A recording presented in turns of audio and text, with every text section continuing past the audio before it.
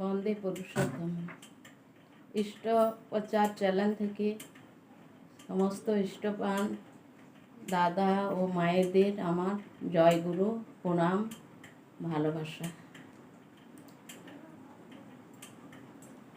আজকে ইষ্ট প্রসঙ্গ করছি আমি জয়ন্তী মহন্ত। কিছু ঠাকুরের কথা আপনাদের সাথে শেয়ার করতে চাই।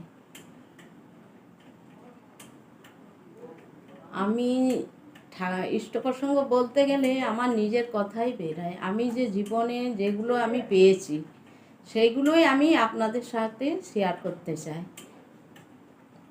ঠাকুরকে ধরে, ঠাকুরকে পেয়ে আমার যে জীবনের যে কাজগুলো সুসম্পূর্ণ হয়েছে সেইগুলো আমি বলছি। একদিন আমি আমার ছেলে আমরা বাপের বাড়ি যাচ্ছি, আমি বাইকে করে।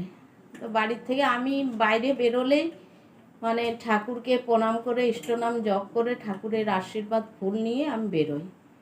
সেই মতো রোজকার মতো বেরিয়েছি বাইকে দিয়ে। যখন মেন রোডে উঠেছি, মেন রোডে আমাদের গাড়ি যাচ্ছে, তো সামনে হঠাৎ তাকিয়েছি, দেখছি ঠাকুর সামনে যাচ্ছে। আমি কি হলো, সেই রকম সাদা পোশাক পরা, সাদা কাপড় পরা, ফর্সা টুকটুকে দিয়ে আমি আমার ছেলেকে বলছি, বলি বাবা দেখ আমাদের সাথে ঠাকুর আছে, আমার গাড়ির সামনে যাচ্ছে। ও বিশ্বাস করতে চায়নি। ঠিক আছে, দিয়ে গেলাম। আমরা মেন রোড থেকে যখন নামলাম আর দেখতে পেলাম না। দিয়ে আবার ওইখানে গিয়ে খাওয়া দাওয়া করে আমরা যখন আরও বাড়ি ফিরছি, আবার কিছুটা আসার পর আবার মেন রোডে যখন উঠেছি, দেখছি আমার গাড়ির সামনে আমার ঠাকুর আগে আসছে। আশ্চর্যজনক ঘটনা, বলতে গিয়ে আমার লোমগুলো গায়ের খাড়া হয়ে যাচ্ছে। তো পুরো রাস্তা এলাম, আমি কিন্তু দেখছি আমার ঠাকুর আমার সামনে সামনেই আসছে। তারপরে যখন বাড়িতে এলাম তখন আর কোথাও কিছু নেই। এসে আমি ছেলেকে বললাম, বলি বাবা দেখ আমাদের সাথে আমাদের ঠাকুর ছিল সঙ্গে। তো আপনারাও যদি, আমি সমস্ত গুরু ভাইদের বলি, যদি আপনারা কোথাও বাইরে গাড়ি বাইক কোথাও নিয়ে যান, আগে আমাদের ঠাকুরকে প্রণাম করবেন, ইষ্টনাম জপ করবেন এবং সঙ্গে তার আশীর্বাদী ফুল অবশ্যই রাখবেন। এইটুকু আমার অনুরোধ। আপনারা যে কোনো কাজে যান না কেন, আপনারা কোনো দুর্ঘটনা বা কোনো কিছু হওয়ার হাত থেকে আপনারা বাঁচবেন। এইটুকু আমার গুরু ভাইদের কাছে অনুরোধ। তো আমরা পরম দয়ালকে পেয়েছি, এত আমাদের এই জন্মের তপস্যার ফলে আমরা যে পরম দয়ালকে পেয়েছি এই জন্মে, আমাদের কি বলবো, জীবন ধন্য। এই জন্ম আমাদের সার্থক হয়েছে তার দয়া। তবে আমরা তার চলার পথ অনুসরণ করে যেন সারা জীবনটা চলতে পারি। আমরা রাস্তা দিয়ে গেলে যেন লোকে বলতে পারে যে ঠাকুরের দীক্ষিত যাচ্ছে। তো পরম পিতা কাউকে তিনি ফিরান না। যে কোনো দিক থেকে আপনি দেখবেন, আপনার শারীরিক সমস্যা হোক, বাড়ির সমস্যা হোক, যাই হোক, আপনি না চাইতে তার কাছে সব কিছু পেয়ে যাবেন। তার কাছে কোনো চাওয়ার কোনো প্রশ্নই নেই।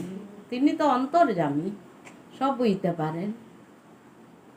আমি আমার জীবন উপলব্ধি করে আপনাদের সঙ্গে এই ঘটনাটা বলছি। আমার জীবনে যে আমি ঘটনাগুলো পেয়েছি সেইগুলো আপনাদেরকে জানাচ্ছি। তো প্রত্যেক গুরু ভাইদের কাছে আমার অনুরোধ, আপনারা যেখানেই রাস্তাঘাটে যেখানেই চলাফেরা করেন বা যান, ইষ্টনাম জপ করবেন, ঠাকুরের আশীর্বাদ ফুল নেবেন সঙ্গে, দিয়ে আপনারা রাস্তাঘাটে বেরাবেন। ঠাকুর আপনাদের সব সময় সঙ্গে থাকবে। তো তো জন্ম জন্মের তপস্যার ফলে এই জন্মে আমরা পরম পিতাকে পেয়েছি। আর আমাদের কি চাওয়া? আমরা চাই ঠাকুরের কাছে, আমাদের চাওয়ার কিছু নেই। আমরা চাই ঠাকুরকে ধরে চলতে, ঠাকুরের মতো হতে, তাহলেই আমরা জীবনে সব কিছু পাবো।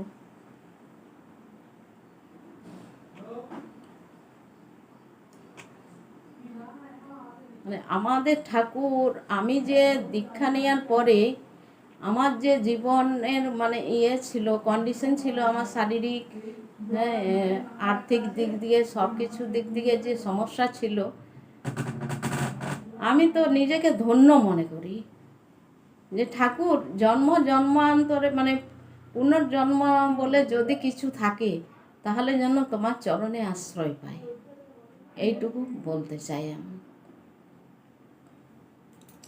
আমাদের তো চাওয়ার কিছু নেই, না চাইতেই আমরাকে অনেক দিয়েছে, অনেক দিয়ে তিনি দুহাত তুলে দিয়েছে। তো সব ইষ্টপান দাদা ও মায়েদের কাছে অনুরোধ, আপনারাও ঠাকুরকে ধরে চলবেন, তার চলার পথ অনুসরণ করে চলবেন। আরেকটা ঘটনা আপনাদেরকে বলি, আমার মনে পড়ে গেল। আমাদের একটা ছোটোখাটো ব্যবসা আছে, আমার স্বামী করে। তো আমাদের দীক্ষা নেওয়ার পরে, উনি পরে নিয়েছেন দীক্ষা, অনেক পরে। তো ইষ্টবৃত্তি করে, ওনার মতো ইষ্টবৃত্তি করে। ও তো মানে মন্ত্র কিছু বলতে পারে না। ও আমি শুনেছি